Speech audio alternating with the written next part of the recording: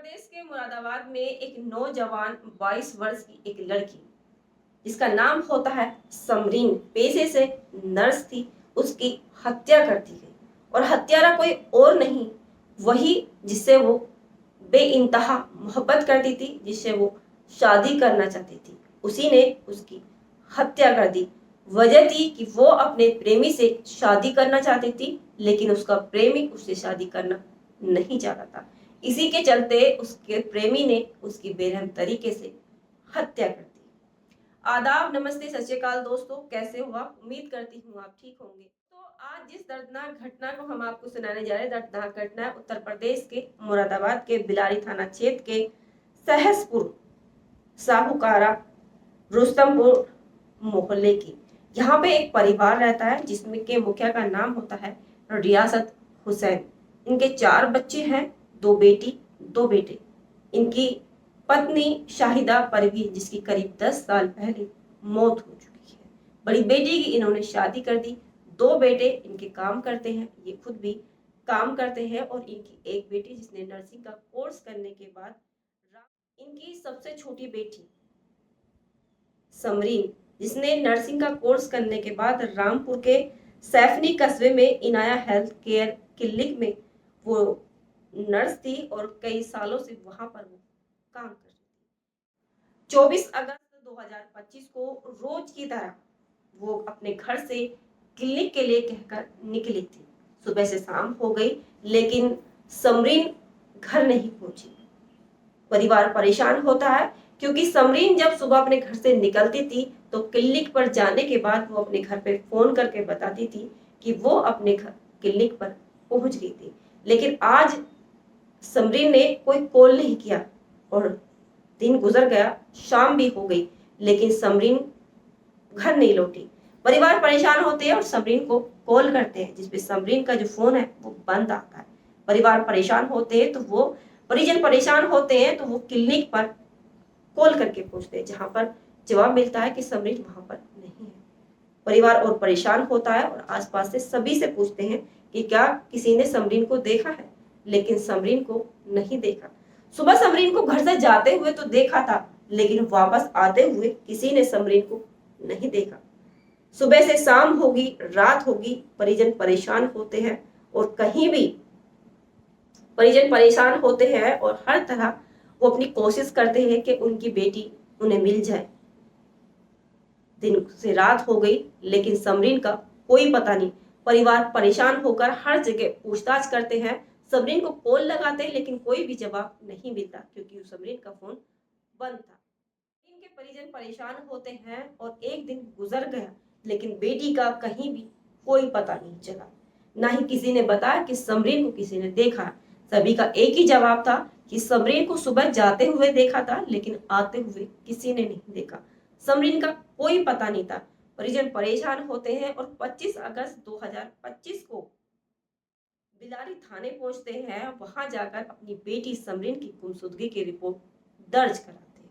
कई दिन गुजर जाते हैं, लेकिन कोई भी खबर नहीं आती, ना ही कोई पता, कोई खबर नहीं आती कि समरीन कहां पर है, किस हाल में है। कई दिन गुजरने के बाद परिवार बहुत परेशान होता है और लगातार प्रयास करता रहता है कि कहीं भी उनकी बेटी की सूचना। पुलिस ने कार्रवाई करते हुए समरीन के फोन की सीडीआर निकलवाई, जिसमें पता चला कि समरीन अक्सर गोसे आलम नाम के एक युवक से बात करती। इसमें पता चला कि समरीन गोसे आलम नाम के एक युवक से फोन पर बात करती है। 31 अगस्त 2025 को पुलिस ने गोसे आलम नाम के एक युवक को हिरासत में लिया और उससे पूछताछ की। गोसे आलम मुरादाबाद के कुंदरकी क्षेत्र का एक गांव है चक फाजलपुर, वहां का वो रहने वाला था। पुलिस ने गोसे आलम को हिरासत में लेकर पूछताछ करी।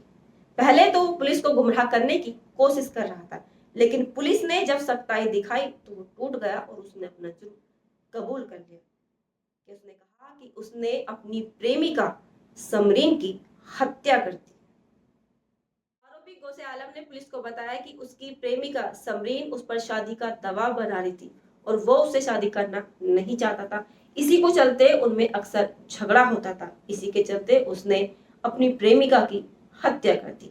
24 अगस्त 2025 को उसने अपनी प्रेमिका को मिलने के लिए बुलाया था, जहां पर उसने पहले से ये प्लान तय किया हुआ था कि वो अपनी प्रेमिका की हत्या कर देगा और इसकी हत्या में उसके साथ उसका एक दोस्त भी शामिल था।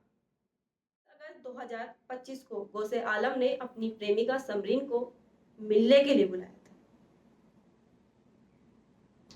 उसके बाद उनका झगड़ा हो गया, जिसके बाद उसने उसकी गला दबाकर हत्या कर दी और उसके शव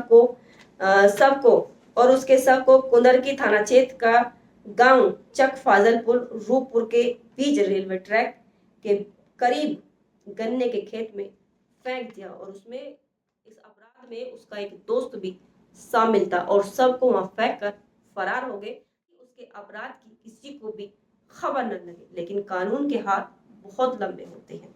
24 अगस्त 2025 को समरीन गुम हुई थी।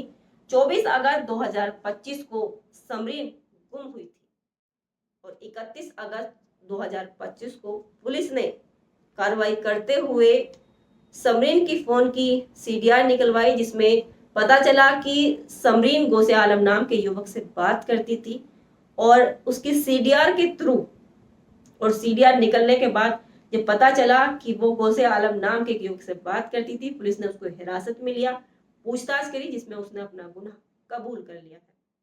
प्रेमी गौसे आलम की निशानदेही पे पुलिस ने शव को बरामद किया है। शव को कब्जे में लेकर पोस्टमार्टम के लिए भेज दिया है और आरोपी को हिरासत में लेकर उससे पूछताछ की जा रही है और शव को पोस्टमार्टम कराने के बाद उसके परिजनों को सौंप दिया जाएगा। इसकी सूचना परिवार को दे दी गई। परिवार को जब इसकी सूचना मिली तो परिवार के पैरों तले जमीन खिसक गई। वो बेटी जिसने बहुत सारे सपने देखे थे, लेकिन एक गलती ने उसकी दुनिया उससे छीन ली। सोशल मीडिया द्वारा गौसे आलम की और समरीन की दोस्ती हुई थी। ये दोस्ती प्यार में बदल गई और इसी प्यार ने एक कामयाब वो लड़की जो हमेशा दूसरों की खिदमत के लिए हाजिर होती थी, उसी बेटी की जिंदगी छीन ली। पुलिस ने आरोपी को गिरफ्तार कर लिया है और सबको कब्जे में लेकर पोस्टमार्टम के लिए भेज दिया है।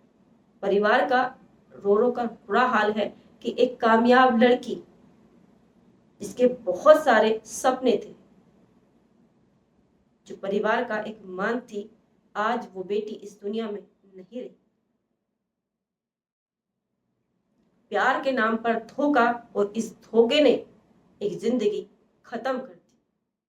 समरीन अब इस दुनिया में नहीं रही जिससे वो बेइंतहा मोहब्बत करती थी, जिसके साथ वो शादी करके खुशहाल जिंदगी जीना चाहती थी।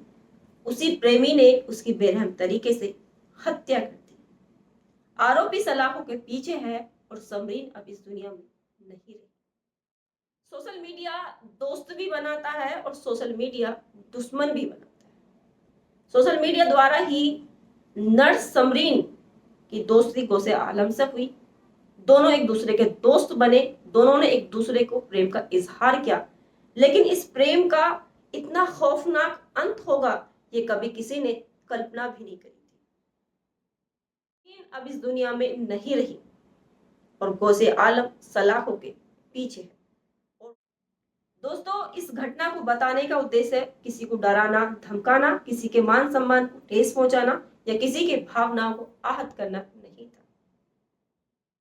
ना ही किसी की भावनाओं के साथ खिलवाड़ करना था और ना ही किसी के मान सम्मान को ठेस पहुंचाना था, बल्कि सावधान करना था, सुरक्षित करना था, सेफ करना था कि भविष्य में ऐसा कोई कार्य ना करे जिसकी वजह से किसी का जीवन समाप्त हो। भविष्य में ऐसा कोई कार्य ना करे जिसकी वजह से किसी का जीवन अंधकार में बीते या आपका जीवन या किसी का जीवन समाप्त हो। तो इस कहानी को बताने का उद्देश्य सिर्फ इतना था, सावधान रहे, सुरक्षित रहे, खुद को सेफ रखे। इस कहानी के बारे में आपकी क्या राय है कमेंट बॉक्स में जरूर बताना और आप ये वीडियो कहां से देख रहे हैं वो भी बताना। मिलते हैं फिर एक नई सच्ची कहानी के साथ हर रात 8 बजे। तब तक के लिए खुदा हाफिज। वीडियो